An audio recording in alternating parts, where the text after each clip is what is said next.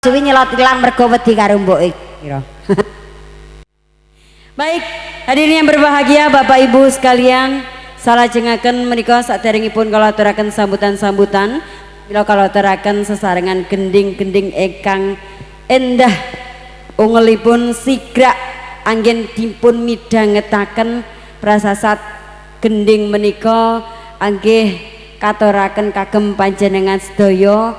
Gending ingkang nyriyosaken kenikmatanipun dedaharan nadyanto namung kalih sambel kemangi, jangan asem lan lawe tempe. Mangarne bubar nyambut gawe. Pramila sumangga sambel kemangi dadosaken ye. Kok ora nyang dituthuk. Kene senggake wis kadung jam titik. Lah blaen hey!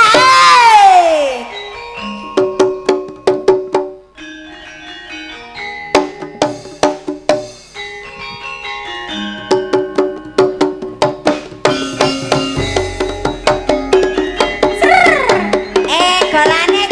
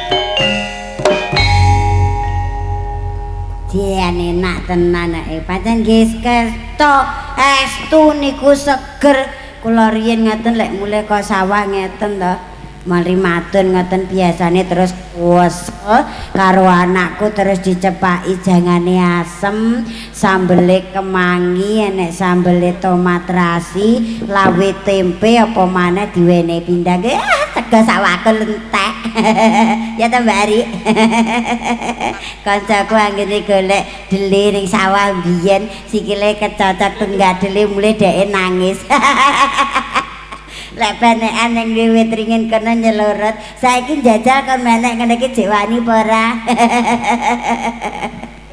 Baik Bapak Ibu hadirin yang kami hormati merangkai acara salajengipun inggih menika sambutan dari pihak Camat Ngasem. Untuk itu kepada yang terhormat Bapak Camat atau yang mewakili kami persilahkan. Semoga.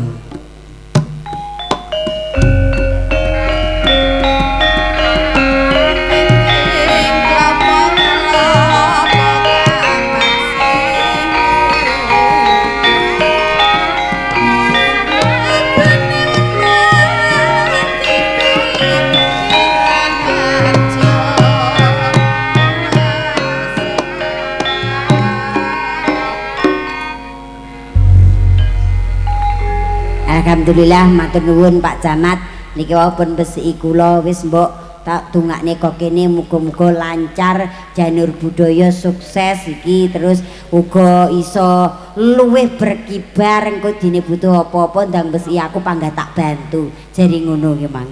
Matur nuwun nggih Pak Camat mugi-mugi kasembadan sedanten pandonganipun amin. Inggih salajengipun sambutan kaping 29 inggih menika saking Diskut Parpora ingkang kawula aturi Bapak Kepala Diskut Parpora utawi yang mewakili. Semoga.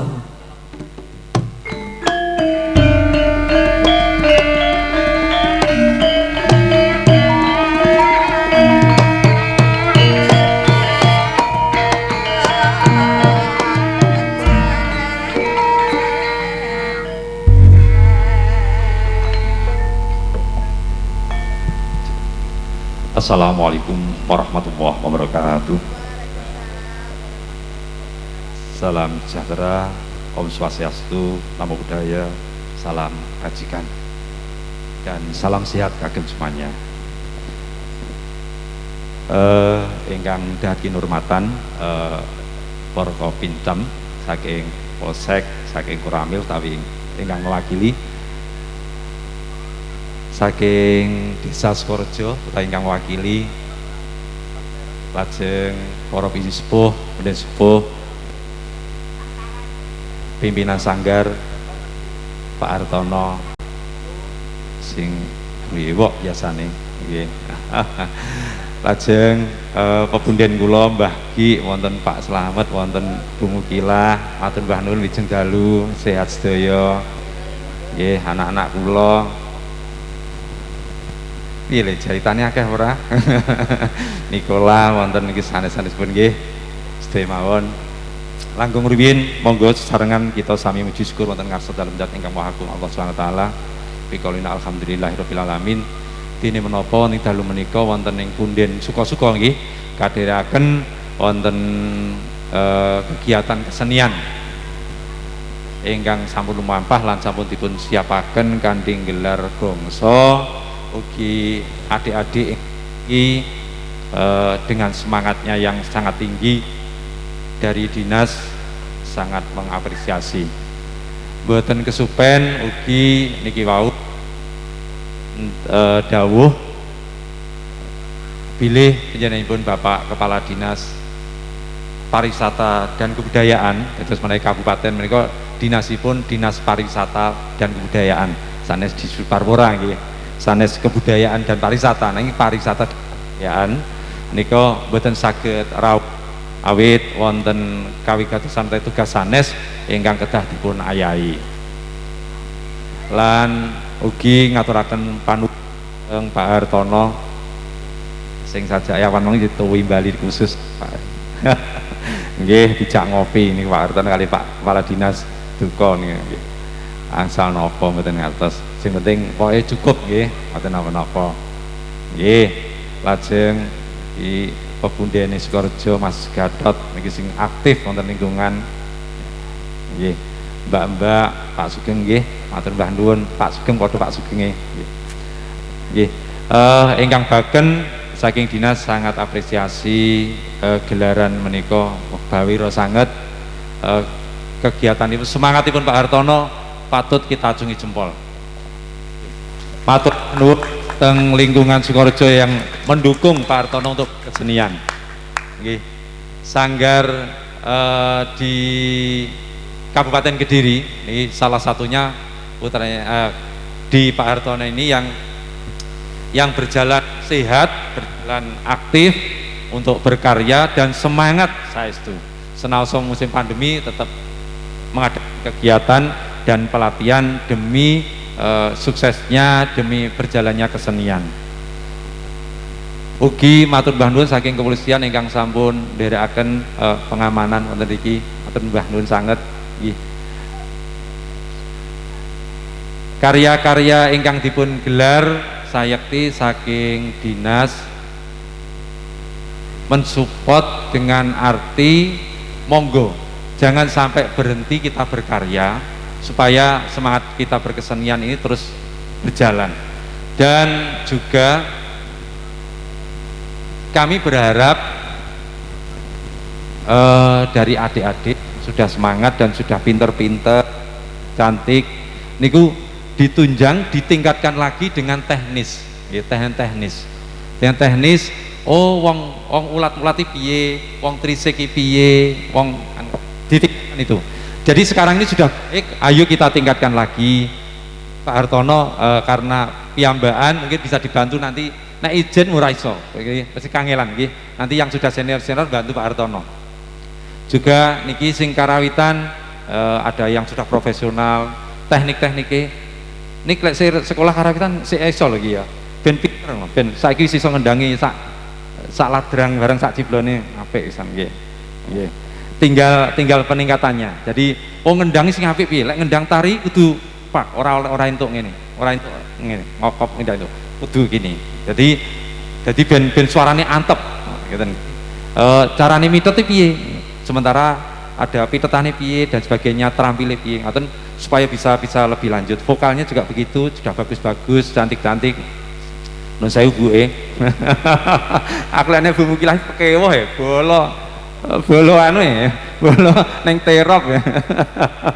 Nggih, niki kula nyewakili Pak Adi Swegno, walaupun mungkin dalemipun wonten mriki nanging mboten saged rawuh bersama dengan Bulis, saya yang selaku dikasih pengembangan nian dan Bulis yang agama ini selaku kasih jasa hiburan dan kelembagaan dari dinas yang setiap kali karena nek kula niki di karawitan, nek Bulis niki bidangnya di tari. Terus di mana-mana tugaskan sing asring niki kalih niki ngalor ngidul ngetan ngulon niku nggih nderekaken ngaten menika. Wonten Sanggar Saraswati nggih diutus rawuh nggih diutus sowan nggih mriku dateng sering ngaten. Jadi grup-grup sanggar ini mungkin bisa di share Pak Har nanti supaya bisa nular ke yang lain. Cuma yang hari ini perlu saya pesankan karena sekarang ini mau di kondisi COVID-nya itu perhatian, jadi mungkin perlu ditingkatkan terkait protokol kesehatannya. Jadi karena levelnya masih level 2, kita harus hati-hati ya, walaupun pada malam hari ini mungkin jaga jarak, fasilnya belum dipastikan, tapi mohon tetap hati-hati, makme digatekne ben tetap sehat. Ngoten nggih? Nggih. Ingkang baku menika ingkang kulaturaken lan matur mbah nuwun sepisan malih nyuwun pangapunten Bapak Kepala Dinas boten saged rawuh awit kahanan lan tugas ingkang kathah sanget. Lan ugi dhateng adik-adik pepunden kula para seniman sing baku padha njagi kesehatan ingkang baken mugi-mugi tansah pinarangan ben tanggapane laris melih, ekonomine bisa meningkat nggih supados senian dengan maksimal. Mbok menawi mengkaten ingkang saged kula aturaken wonten kirang langkungipun nyuwun pangasami ugi dhateng lingkungan Sukorejo sepisan malih matur mbah nuwun dukunganipun dhateng Pak Hartono anggenipun nguri-nguri wonten mriki dengan kalian kegiatan wonten yang suka ingkang sari sumari wonten mriki mugi kegiatan budaya menika sayekti saged ngrembaka ngantos salaminipun. Asesanti Jaya Wijayanti niring sambikala Suradira Jayan kang prasuh brasa tekaping ladar Mas Gusti. Nun, assalamualaikum warahmatullahi wabarakatuh.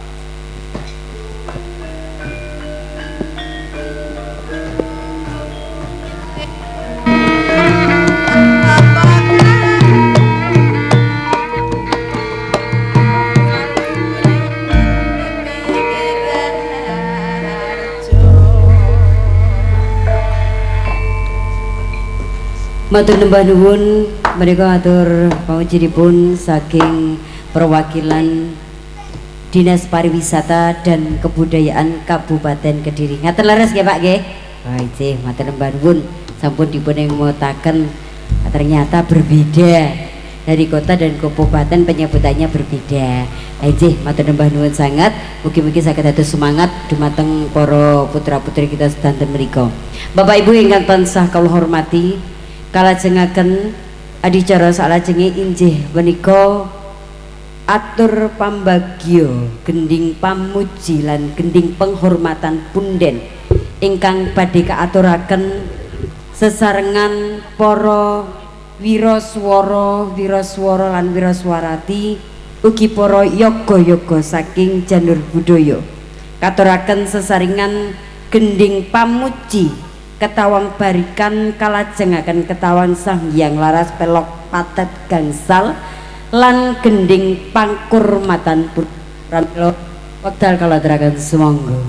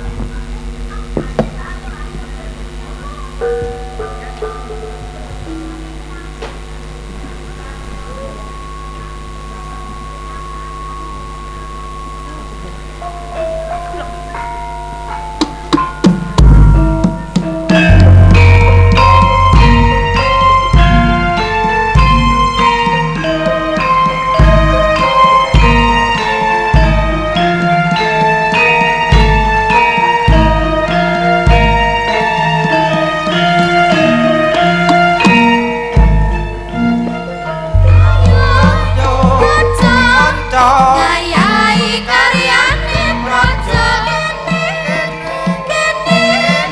gugur gunung tandang gawe sayo rukun bebarengan ro kancane lila lan legowo kanggo mulyane negara loro papat maju papat diulang-ulangake pasti enggal lampunge olopis kontol baris olopis kontol baris olopis kontol baris olopis kontol baris.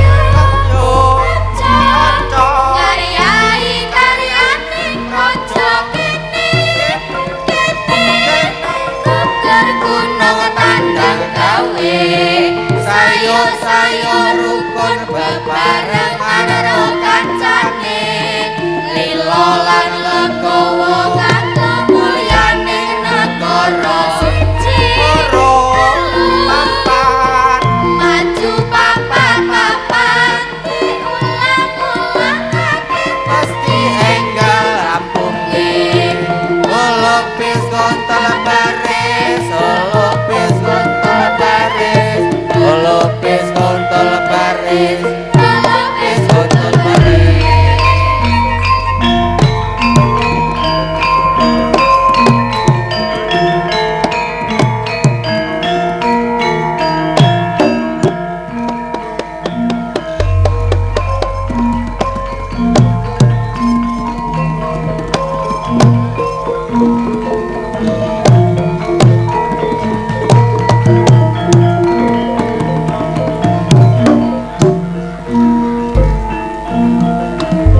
Ayo kanca karyane praja kene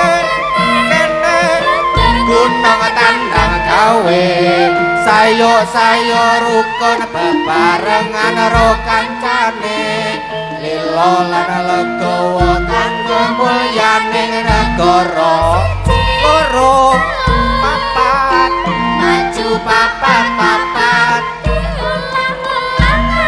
ore enggal rampunge olopis kontol baris olopis kontol baris olopis kontol baris olopis kontol baris.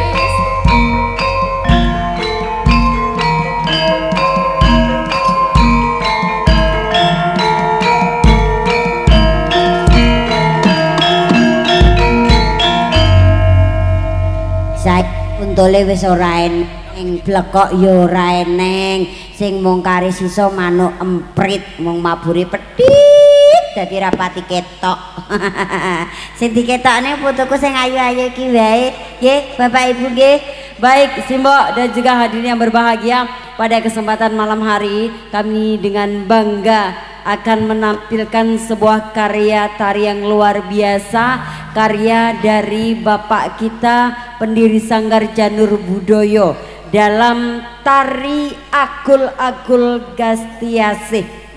Tari ini bercerita tentang pola keprawiran prajurit wanita muda yang sigap, tegap, tatak, tanggon, tangkas, tugas bela negara dengan berwibawa tanpa takut, sehingga kegagahannya menjadi sebuah kebanggaan yang akan selalu dikenang. Dan tari inilah yang kemarin di awal-awal corona tahun 2019 yang terpilih menjadi salah satu tari yang akan digunakan sebagai tari kolosal dalam rangkaian hari jadi Kabupaten Kediri. Inilah anak-anak cantik kita dalam tarian Agul-Agul Gastiasih, Jan Cynthia Nesya, Siva, Velin dan Cica.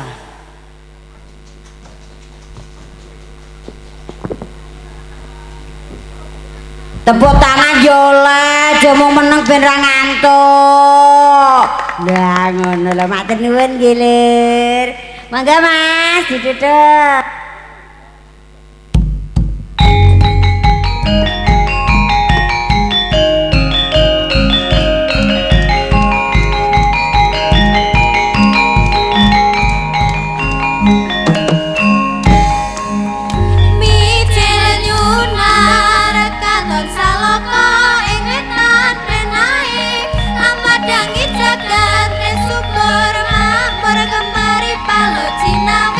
Muraka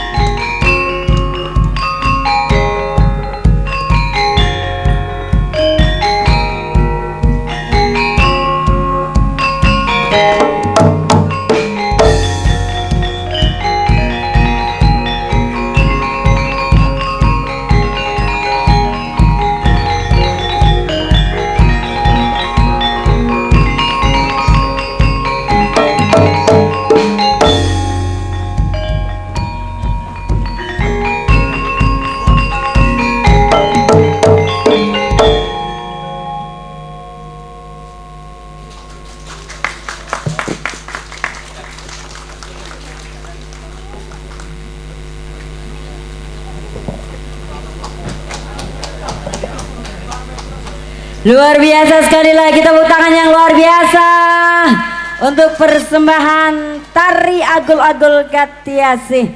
Matur nembah nuwun buat hadir semuanya hingga malam ini masih setia bersama-sama dalam sajian. Jangan kundur dulu karena kita ada masih satu tarian yang sangat istimewa kagem panjenengan sak mangkeje. Terima kasih Bapak Ibu dari Dinas Pariwisata dan Kebudayaan Kabupaten Kediri, matur nuwun rawuhe sehat selalu, semoga ini Bapak Ibu matur nuwun sekali lagi. Hati-hati nggih Bulis, letringgon nggih mingga.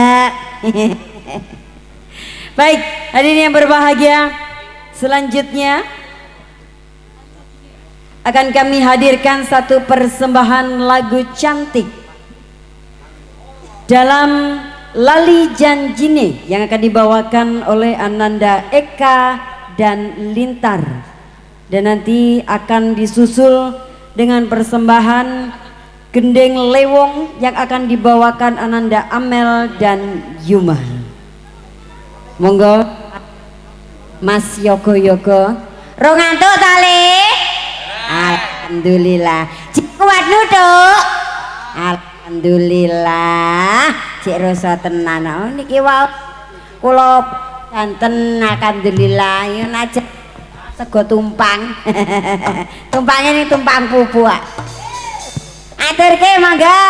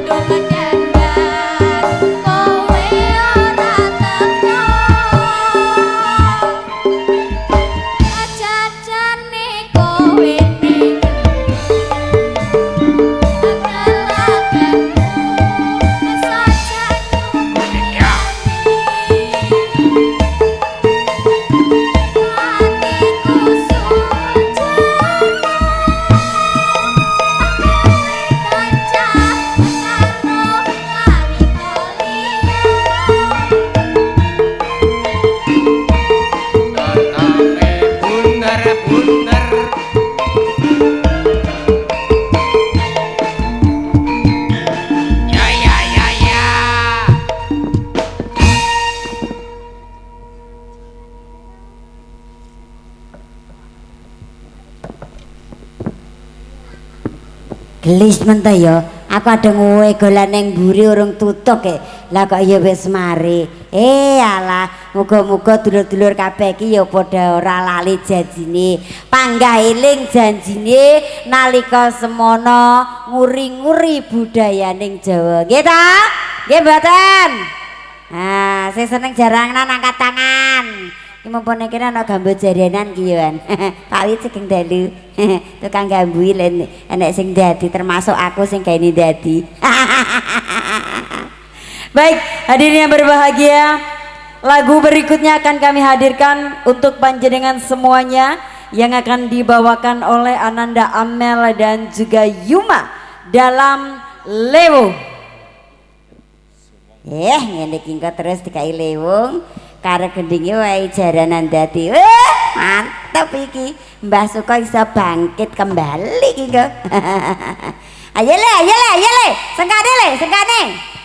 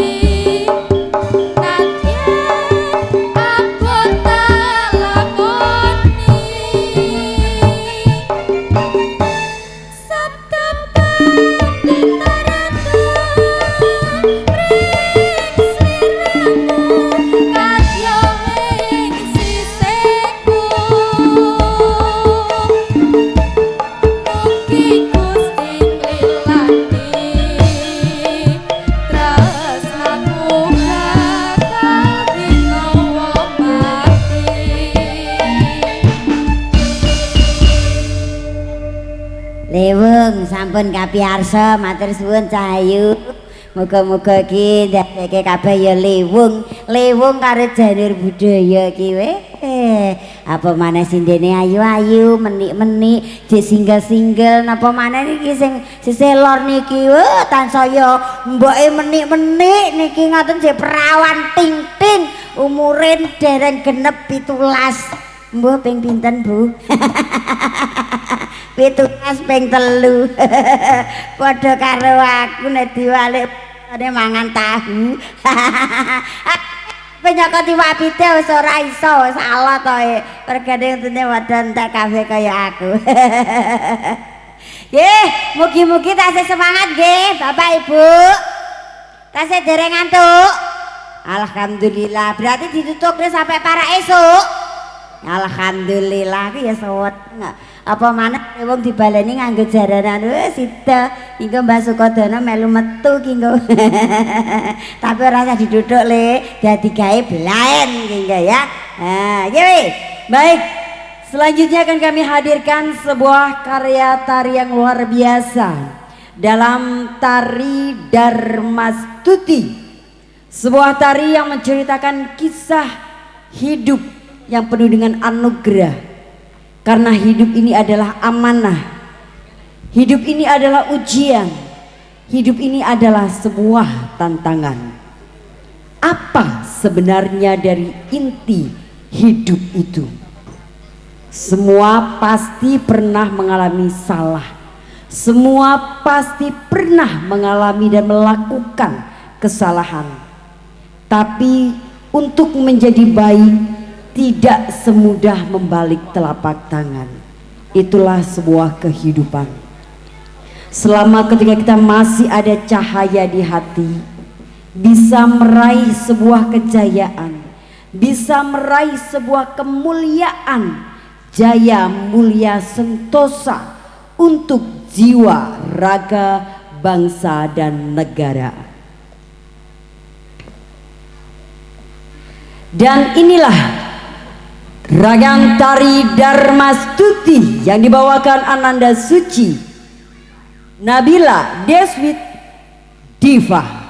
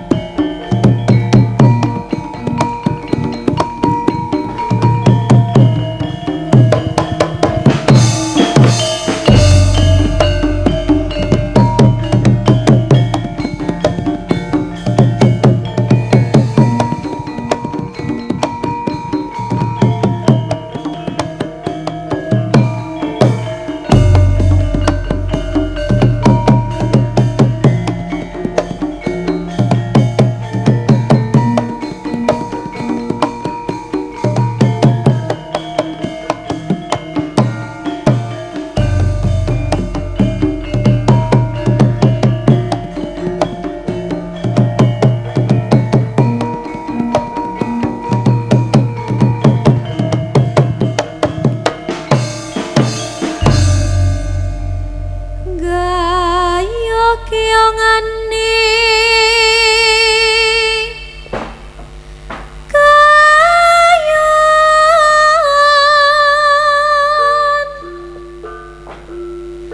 kayong ening ing tias tansah ngugem darmastuti sayekti jinangkung marang Hyang Suksma.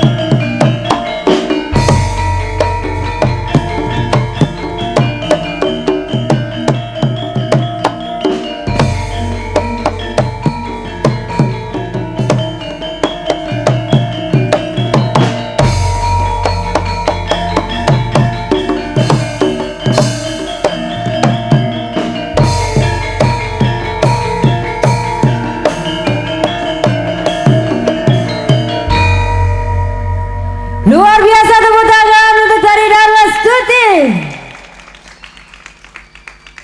Terima kasih matur nembah nuwun. Satu sentuhan tari yang luar biasa. Ngoten niku Pak Arnon sewu. Jenengan ngoten niku mboten mumet mikir gending sak monten kathahe ngoten niku. Aku mbayangne lho tarian sitok nggarap koreografer sitok kowe kira-kira rambutku nganti putih kabeh gogrok. Lah iki sakmono kean terus kabeh oleh juara. Apa meneh tarine kuwi ana critane siji lan sijine atut runtut. Jan ning nggumunku ki panjenengan ki kaya ora tuwek-tuwek panggawet nom ngono lho. Jan ya Allah Gusti, muga-muga diparingi seger waras kuat selamat sehat nggih. Panggih amin. Saged mbimbing ini para putra-putra wayah sak teruse mangke. Bapak Ibu yang berbahagia, demikianlah tadi sederetan rangkaian tari yang luar biasa, sajian-sajian yang istimewa yang terhantar untuk panjenengan selama dalam kurun waktu anak-anak berlatih luar biasa bersama naungan keluarga besar Janur Budaya. Sebagai gending pamungkas kami hadirkan all artisnya sinden-sinden dari Janur Budoyo dan juga yogo-yogo yang luar biasa hebat untuk panjenengan. Saya Dewi Cahya selaku Pranoto Adicorong mohon maaf apabila ada kesalahan yang saya sengaja ataupun tidak disengaja. Sekali lagi juga kami aturkan terima kasih untuk seluruh sponsor pendukung acara pada kesempatan malam hari ini, keluarga besar dari Maxi Cafe Restoran Lounge, juga dari Demonstran, Tabloid Demonstran, dari Brawijaya Foto Studio, dari Bebek Goreng Haji Samad, kemudian dari Kayu Manis, dari Front One Hotel, dan semuanya Omah Daster yang sudah ikut mendukung. Kami ucapkan sekali lagi terima kasih dan mohon maaf yang sebesar-besarnya apabila ada kesalahan dan kekurangan. Akhirnya bersama Gending Pamungkas saya undur diri dari hadapan panjenengan. Insya Allah di lain kesempatan kita akan berjumpa kembali. Nuwun. Wassalamualaikum warahmatullahi wabarakatuh.